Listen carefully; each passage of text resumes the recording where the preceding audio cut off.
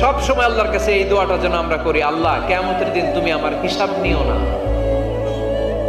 আল্লাহ তুমি আমার বিচার বসিও না, আল্লাহ তুমি দয়া করে আমারে মাফ করে দিও। আল্লাহ যার বিচার করবেন ও জাহান্নামে যাবে, আর যার বিচার করবেন না সে জান্নাতে যাবে। আল্লাহ যদি বিচার করে আর পাই টু পাই হিসাব নেয়, নামাজ পড়লি না কেন, রোজা রাখলি না কেন, মিথ্যা বললি কেন, খাদ্যে ভেজাল দিলি কেন,